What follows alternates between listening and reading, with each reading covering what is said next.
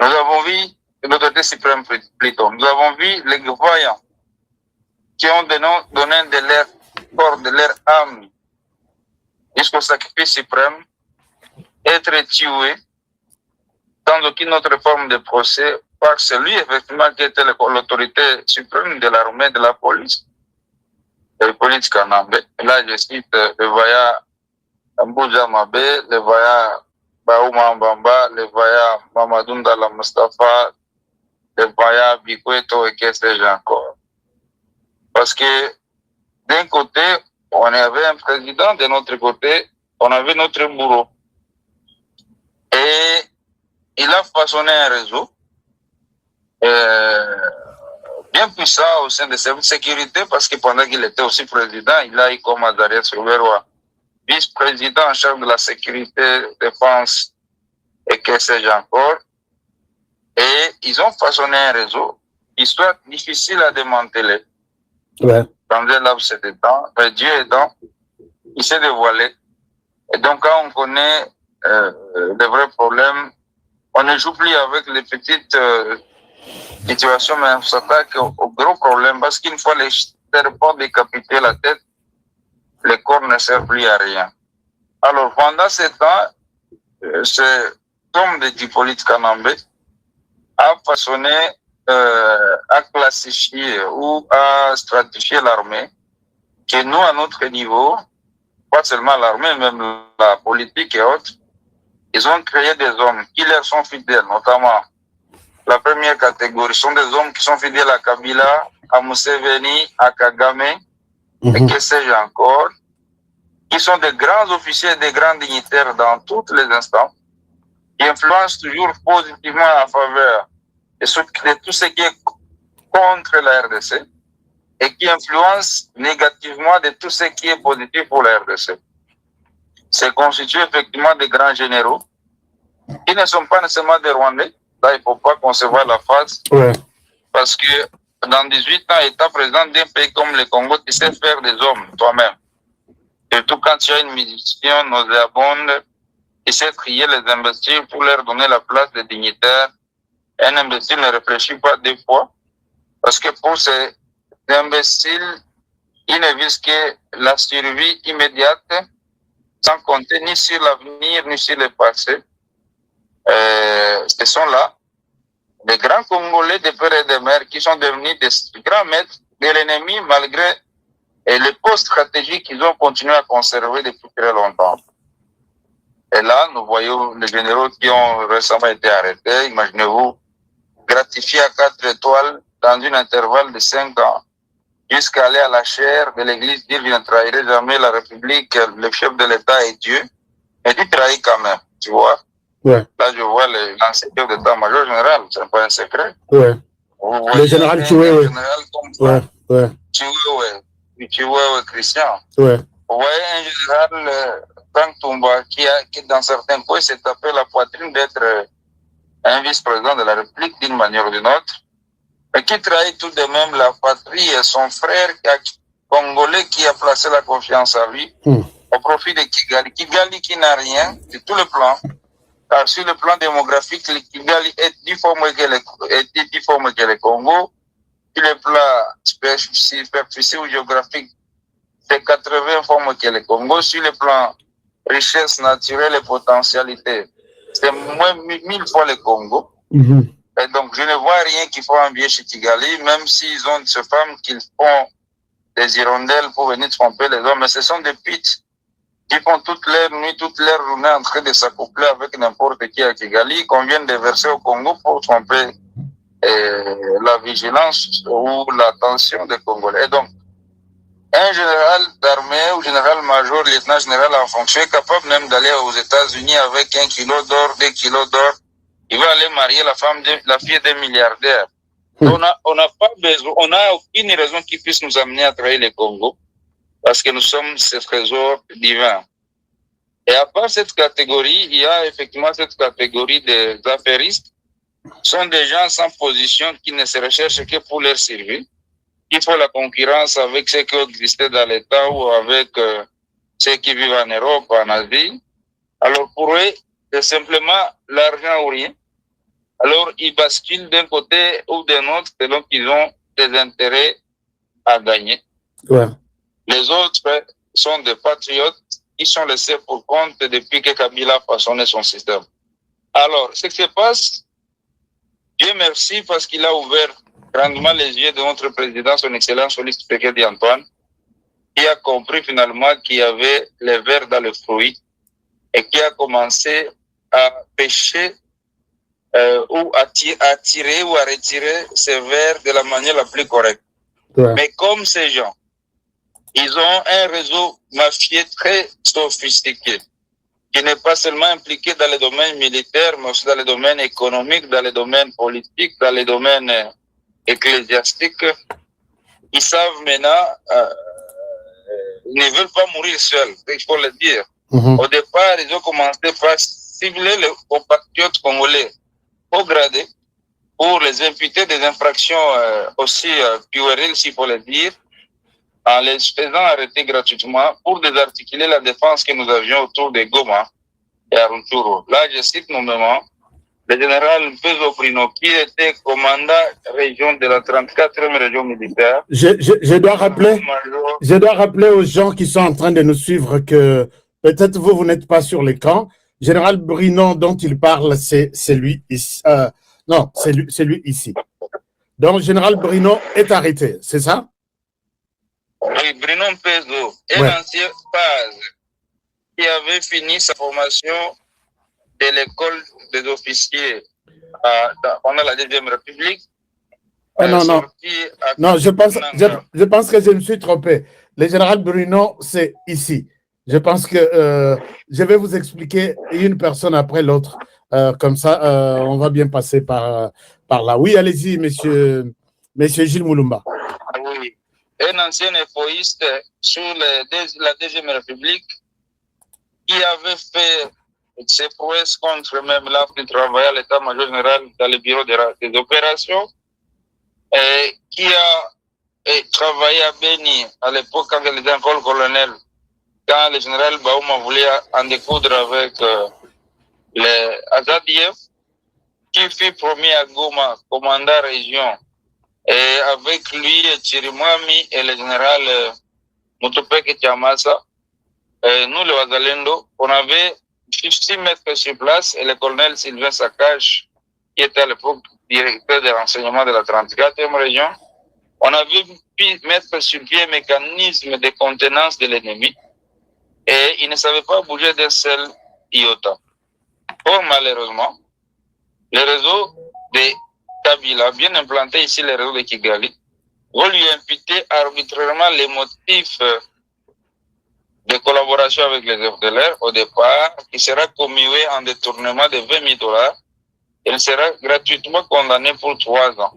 L'objectif étant de désarticuler ce que nous avions pu ficeler avec ces grands généraux à Goma. Par la suite, le directeur de renseignement de l'époque, Sylvain Sakaj, sera muté gratuitement à Kisangani au motif d'une promotion. Mais cette promotion, c'était un arbre qui cachait toute une forêt. Parce qu'avec lui, Goma ne peut pas se laisser infiltrer parce qu'on cueillait matin, midi, soir tous les infiltrés rwandais qui osaient pénétrer à Goma. Pendant ce temps, le général Mutupeke Tiamasa, qui était commandant 3e zone de défense adjoint, chargé d'opération de renseignement, va jouer l'intérim de zone de défense en février 2023 parce que son titulaire, lieutenant général Bangu Machita Marcel, était rappelé à Kinshasa. Et pendant son intérim, le Rwanda va oser prendre la ville de Goma en passant par la ville de Sake. Général Mutupeke est ici. Oui. Général Mutupeke est ici. Chamasa. Ouais, voilà. Oui, le plus vrai là. Ouais. Le brun. Ouais. Et il va, c'est avec lui, si vous vous rappelez, HK, je vous avais envoyé des vidéos et des photos en février 2023 autour de Sake. C'est avec lui qu'on avait systématiquement zigouillé une bonne centaine de Rwandais dans les collines Siriplomba, Sake et Kilolirwe. Et quand le Rwanda se rendra compte que la présence de Mutupeke dans une semaine nous assurait un succès sans pareil parce qu'on allait les pourchasser jusqu'au Rwanda, ils vont effectivement bouger leur réseau à Kinshasa et Mutupeke, on va ramener en toute urgence Bango Marcel à Goma, qui avait pourtant refusé, sur instruction de Chiwewe, de faire la remise de reprise pour les opérations avec le gouverneur Ndima qui devait reprendre les opérations. Surprenant, il rentre brutalement à Goma, où il fait la remise avec Ndima Constant et obligeant Mutupeke de partir avec lui à Kisangani, où la troisième zone était censée fonctionner. Je voulais signifier que Mutupeke par la suite sera arrêté arbitrairement, imputé par Frank Tumba et Chiwewe des complots contre les chefs de l'État, des tentatives de coup d'État. Il sera mis en prison par le simple fait qu'il était le potentiel remplaçant de son titulaire Mbango Marcel, qui est du réseau mafieux et actuellement commandant base militaire de Kitona. Mutupeke est gratuitement arrêté et par la suite, Chirimwami, qui était resté la pièce maîtresse de la résistance Ouazalendo des FARDC autour de Goma, va réaliser le procès avec nous en octobre 2023 en chassant les Rwandais de Mouchaki à Tongo Bouiza. Il ne restait qu'une petite partie du territoire qui était occupé et on allait en découdre avec les Rwandais et les Ougandais confondus effectivement. Pour surprenant, Christian Chiwewe avec Frank Tumba vont immédiatement suspendre tirement des opérations, demander aussi au commandant général-major Clément Bitangalo, qui était à l'époque commandant secteur, de nous trahir en laissant tomber Kichanga pour mettre à zéro, remettre la pendule à zéro de toutes les prouesses réalisées par nous et Chirimwami. Or, malheureusement, en retirant les fonctions de Chirimwami des commandants des opérations, on verra Bitangalo interpellé à Kinshasa. Mais chose surprenante, je ne sais pas par quelle baguette magique, il sera encore promis par Frank Tumba Chiwewe pour être envoyé commandant deuxième zone militaire qui regroupe les Grands Katanga et les Grands Kasaï actuellement, où il joue encore le rôle de commandant deuxième zone, avec risque aigu de faire tomber tous les Grands Katanga et les Kasaï sans combat, parce qu'il est le pion de la mafia que nous dénonçons ici. Pendant ce temps, Chirimwami sera livré, n'est-ce pas, parce que un autre général, que je ne manquerai pas de citer, était envoyé à Goma par Christian Chiwewe et Frank Tumba, le général Spikabwe Fall, pour désarticuler tout ce qui est Ouazalendo, tout ce qui est force tanzanienne, tout ce qui est force sud-africaine, malawite et burundaise, et même les FARDC. Pendant sa présence à Goma, toutes les grandes propositions d'opération que nous, on avait soumises à sa table, rien n'avait été répondu. Chirimwami avait osé plaider pour notre cause sans succès. Même les partenaires qui ont été humiliés à Goma, c'est suite aux manœuvres de ce général. Or, malheureusement, il est aussi aux arrêts. Non, lui n'est pas encore aux arrêts. On sera surpris qu'il soit bombardé, chargé d'Afridex, qui est chargé censé produire des munitions pour des explosifs pour les FARDC à Likasi. Donc c'est un peu paradoxal. Effectivement, quand nous le disons, c'est aussi aberrant parce que les réseaux demeurent puissants. Le chef de l'État est à pied d'œuvre effectivement pour les démanteler. Mais ce n'est pas chose facile parce que le mal est très profond. Donc, et je disais que c'est un peu complexe, sans oublier par exemple le général Tangofo, qui est toujours en fonction à l'inspectorat général des FARDC, qui devait répondre des effectifs militaires et de la composition actuelle des unités FARDC, où on peut avoir un régiment, au lieu de 1750, nous avons des régiments fantômes de 400 hommes, 300 hommes. On ne peut pas se voiler la face. Des bataillons, au lieu de 600, 700 hommes, qui sont devenus des bataillons de 50 hommes, 100 hommes. Des compagnies qui sont maintenant des sections. Parce qu'une compagnie devait avoir 120 militaires. À 150, on en a qui ont 25 militaires. Et on maintient cette situation chaotique. malgré toutes les formations que les chefs de l'État sont en train de dispenser pour les recrues en Kamina et Kitona, on ne sait pas compléter les unités.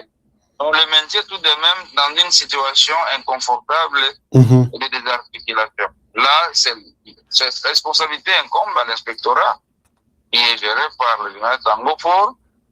Et bon, je ne sais pas si converti ou pas, mais qui est dignitaire du régime afdélien, périen, je ne sais pas, pépérien, qui était encore.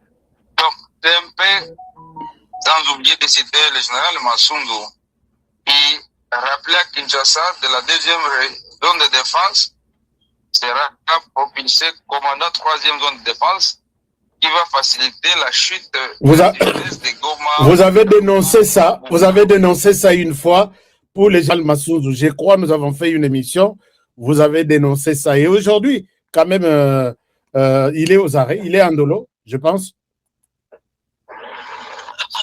Oui, il est arrêté, mais le travail beaucoup reste à faire, mais nous saluons quand même le travail déjà amorcé parce que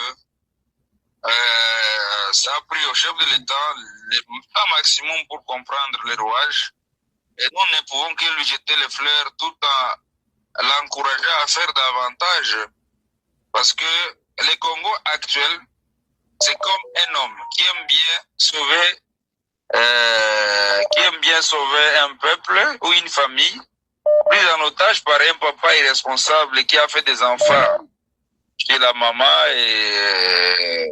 mais qui les prend pour des prisonniers, qui ne sait rien faire comme responsabilité parentale, là nous voyons Kabila, mais qui a su quand même dompter les fils aînés, la fille aînée, et même la maman inconsciente, ou la maman consciente que les enfants sont conscients, mais impuissants devant, n'est-ce pas, un frère aîné qui a tout réussi, des papas irresponsables pour dompter les autres enfants. Et donc, cette demande de stratégie rocambolesque pour qu'on puisse parvenir à un assainissement aussi exhaustif. Alors, vous avez oui, pour continuer, d'ailleurs, dans ce que vous allez dire tout à l'heure, vous avez aussi cité le général Mayanga qui vient d'être arrêté il y a quelques jours. Vous avez cité le général Padiri qui est l'encadreur de VDP, de réserve de la RDC. Alors, qu'est-ce qui s'est passé? Vous avez parlé du détournement, vous avez parlé de beaucoup de choses. Est-ce que vous avez parlé parce que l'argent de Ouazalendo n'est pas arrivé à la destination? Vous parlez même de 8 millions de dollars qui seraient détournés. Dites-nous exactement, c'est quoi la situation exacte? La situation, c'est laquelle tout en continuant à saluer la bonne foi du chef de l'État, qui nous avait reçus en février 2023 pour comprendre c'est quoi le Ouazalendo, l'idéologie et l'objectif. Parce que l'ennemi de dedans avait si caricaturé notre existence comme des bandits voleurs, tout ça, des gens sans vision. Et par la suite, notre présence auprès du chef de l'État avait fini par éclairer sa lanterne jusqu'à décider la mise en place d'une réserve armée de la défense qui encadrerait tous les volontaires civils et tous les retraités pour continuer à rendre des services loyaux à la nation.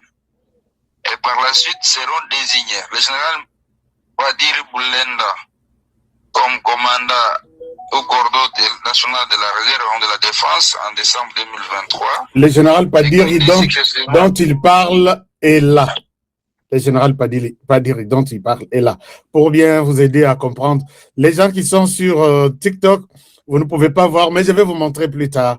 Mais il parle de notre général Padiri, qui est le responsable de VDP. On évolue.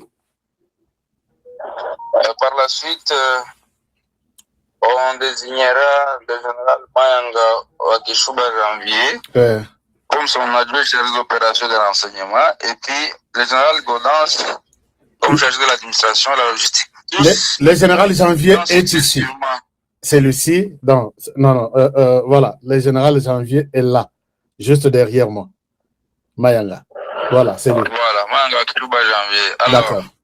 Padiri originaire du Sud Kivu, Mayanga originaire du Nord Kivu, Godance originaire de l'Ituri. Les trois provinces les plus convoitées par l'appétit glouton de Kigali et de Kampala. Donc c'était vraiment un choix judicieux, d'autant plus que même Padir ici jadis résistant, Mayanga de même depuis la Deuxième République, et Gaudens fut résistant contre les massacres perpétrés contre les Ituriens par le fameux Taganda et Thomas Lubanga et le général, le lieutenant général actuel numéro 2 des FARDC, Itali Gonza Ndourja. Itali Gonza, ouais. Oui, qui étaient tous à l'époque des alliés de l'Ouganda et du Rwanda pour massacrer les Congolais ituriens. Alors, fort malheureusement, le chef de l'État nous ayant reçu en avril 2024 plus ou moins 51 commandants à Zalendo, avait donné la promesse de nous encadrer de manière professionnelle pour qu'on puisse aussi intégrer de manière correcte le corps nationalement constitué. Et dès lors, avec l'avènement du nouveau ministre de la Défense, Wandavita, ouais. et il sera décidé de débloquer une somme pour le recyclage de Ouazalendo, parce qu'on devrait intégrer de manière individuelle la réserve armée de la défense, en passant effectivement par la démobilisation pour ceux qui le veulent. Et puis, après la démobilisation, on devait intégrer ce corps national constitué pour qu'on puisse jouir des avantages liés à tout ce que nous faisons, sans que nous puissions nous buter à des embûches concoctées par les puissances occidentales qui nous en veulent. Et dès lors, chaque mois, une somme d'argent équivalent à $1 million a été débloquée par le ministère de la Défense et des Finances, remis à la disposition de la réserve de la Défense. Donc, le général Padir... Oui, allez-y. Le général Padir Boulenda, il avait fini par tisser des liens avec d'autres généraux conspirateurs, notamment le général Tango Fort. Là, je vais le dire clairement, parce que nous, on pense que le Congo ne sera sauvé que par la vérité, telle qu'elle avait proclamé Lumumba, Simon Kimbangu, Kimpavita et les vaillants généraux que nous avons perdus. Nous ne pouvons que dire la vérité. Et cette vérité affranchira le peuple congolais. Et nous ne mourrons pas avant que nous puissions palper les résultats de cette vérité, de ce patriotisme positif que nous avons toujours prêché. Et les mensonges, la manipulation, la ruse proclamée par Kigali sur le sol congolais finira par disparaître. Parce que le Congo, c'est un pays de croyants, de Bantous, qui ne vivent que par la vérité et la sueur de leur front. Et donc, nous n'avons pas peur de citer les concernés, et je pense que là, je ne donne même pas toutes les vérités, parce que nous pensons que la primaire est réservée aux instances compétentes pour qu'il y ait une exploitation judicieuse de tous les renseignements et que les coupables soient systématiquement punis ou démantelés. Alors, le général Padir Boulenda a pour directeur de cabinet un ancien parti de Tango Fort. Okay. Alors, nous ne pouvons pas comprendre Padir qui était patriote hier devenir spontanément traître jusqu'à remettre en cause les avantages liés au Azalendo et à l'organisation d'une structure reconnue nationalement dont l'ordonnance fut promulguée par le chef de l'État. Non, là je dois préciser quelque chose, que si M. Gilles Moulumba pense que le général Padiri ici sur l'écran est devenu traître, dans cette émission, tout propos tenu n'engage que leurs auteurs. Mais moi, qu'est-ce qui vous fait dire que le général Padiri ici, sur qui tout l'espoir de la RDC repose, puisque quand il a pris la responsabilité de gérer les VDP, on a fait un ouf de soulagement, puisque c'est un patriote combattant de première heure. Alors, qu'est-ce qui vous fait dire cela? Est-ce que vous en avez de preuves? Des preuves, j'en ai, parce que Padir, c'est un papa que j'apprécie beaucoup. Je l'ai beaucoup côtoyé avant ou après, comme pendant ou après sa nomination. J'ai eu à faire beaucoup avec lui pour le compte de Ouazalendo. Il en est le même témoin. Je l'appelais même papa, parce que je l'aime bien. Mais moi, je suis intransigeant. Ce que je vous ai dit, quand il s'agit du Congo, je ne réfléchis pas deux fois. Même si c'était mon père qui trahissait, je le dénoncerai. Et il est témoin, il est conscient de ce que j'ai dit, mon papa là où il est, avec plus de 70 ans d'âge. Et pas dire qu'est-ce qui m'amène à remettre en cause son niveau de patriotisme. Il a reçu la mission d'organiser de manière professionnelle le Wazalendo. Et pour cette mission, il a reçu les moyens. Parce que qui donne mission donne moyen. Ouais. Obligatoirement sur le plan militaire et sur le plan administratif. Et ces moyens ne sont pas des moyens aussi négligeables parce que dans un intervalle de 6 mois, il a reçu 8 millions de dollars spécifiquement affectés pour la cause de la réorganisation de Wazalendo, sans compter les frais de fonctionnement et une enveloppe salariale qui lui est versée chaque mois pour le compte de tous les travailleurs qu'il a pu engager. Mais je sais vous dire que si Padir pouvait réorganiser en 2 mois une brigade, ça signifie que dans les 8 mois pour lesquels il a reçu l'argent pour organiser le Wazalendo, il aurait pu organiser 8 brigades équivalent à pas moins de 20 000 hommes. Vous voyez? D'ailleurs, c'est beaucoup, plus que 20 000 hommes, parce qu'une brigade contre 3 500, une brigade organique bien intégrée, c'est 3 500 hommes. Tout le monde peut faire le calcul. 3 500 fois 8, ça fait autour de 28 000 hommes. Alors, si moi, j'abuse dans mes propos, le général Padiri, ayant reçu l'argent, je le confirme, m'a mis sur mon cœur 8 millions de dollars, n'est-ce pas, remis par 8 tranches, n'est-ce pas, donc 5 millions reçus directement par l'entremise de son comptable, et 3 millions qui sont passés par un autre circuit que lui-même maîtrise, mais moi je connais ce circuit. Il peut nous dire combien il a produit comme élément Wazalendo recyclé, disponible pour le front. Là, peut-être, je vais retirer mes propos et présenter mon indulgence vis-à-vis de lui. Alors, j'affirme haut et fort qu'il est tombé dans la mafia kabyliste, et d'autant plus qu'il aille aussi à travailler avec lui. Et je me dis qu'il y a une mouche qui pique les compatriotes congolais pour qu'ils tombent trop bas. Et surtout que beaucoup plus sont recrutés en leur faisant voir que les dialogues Doha, Washington, je ne sais pas, Luanda, Nairobi, vont accoucher des mixages, des brassages comme jadis dans les temps. Que Kabila va redevenir fort, que le John Numbe et les autres, le Makenga vont redevenir forts. Et tout le monde qui n'aura pas emboîté leur pas finira par être matraqué quand ils vont revenir au pouvoir. Et ceci met en difficulté ceux qui pouvaient même être tenaces. D'autant plus que ceux qui prêchent ça, ce sont des généraux et des officiels qui sont encore stables à Kinshasa, qui touchent encore des milliers de dollars de la République, qu'ils utilisent pour détourner l'attention de ceux qui sont patriotes. Et donc, c'est comme ça que Padiri a été sensibilisé, recruté, et il a reçu pour mission de ne rien faire pour le Wazalendo, parce que la remontada de Wazalendo est synonyme de la fin de cette guerre. 28 000 hommes Wazalendo recyclés, bien pris en charge par le chef de l'État comme nous l'a promis. Mais si HK, je vous le dis en toute vérité que cette guerre ne ferait pas des semaines. Même Kigali en est conscient. Kigali en est conscient que 10 000 hommes, 20 000 hommes, 30 000 hommes Wazalendo, c'est équivalent à toute l'armée rwandaise. Et pour nous, un Wazalendo vaut 10 militaires rwandais. Si nous avons donc 30 000 hommes, il faut au moins 300 000 hommes rwandais pour nous faire face. Ce qui est pratiquement impossible parce que sur le plan budgétaire, sur le plan potentialité, sur le plan marge de manœuvre pour le recrutement, les Rwandais n'en ont pas cette capacité. Et donc, si Padiri est arrivé jusqu'à ce point, c'est qu'il n'est plus avec nous. Et Mayanga va hausser le ton.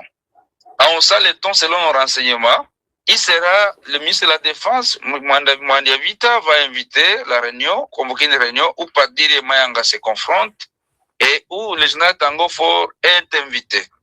Recevant la mission du ministre de la Défense pour faire l'inspection par rapport à ces fonds, le général Tango Fort ne fera absolument rien.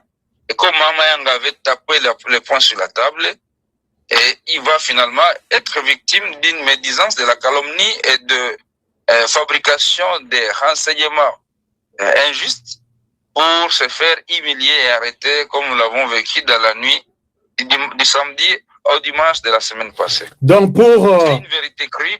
Pour bien vous comprendre, Mayanga, constatant que l'argent, 8 millions de dollars, n'ont rien fait, et il a essayé de dénoncer ça. Maintenant, sur base de cette dénonciation, il a été arrêté et puis envoyé aussi en prison. Ou lui aussi est impliqué dans les détournements. Non, je dis qu'il n'est pas impliqué parce que nos sources de renseignements bien fiables nous signifient la contestation de ces fonds détournés, n'est-ce pas, et faisant même l'objet d'une convocation d'une réunion par le ministre de la Défense, Mwandia Vita. Quand je parle des officiels, je n'ai pas à mâcher les mots parce que c'est la question de la survie du Congo. On n'a pas à mâcher les mots. Les services de sécurité qui me suivent, les gens de la présidence qui me suivent peuvent contre-vérifier mes renseignements. Et je reste encore disponible pour beaucoup plus fournir de beaucoup plus d'amples renseignements. Parce que le Congo doit être sauvé par nous et par cette vérité, par notre engagement patriotique que nous prenons depuis nos aïeux, le Lumumba et les autres que j'ai cités ici là.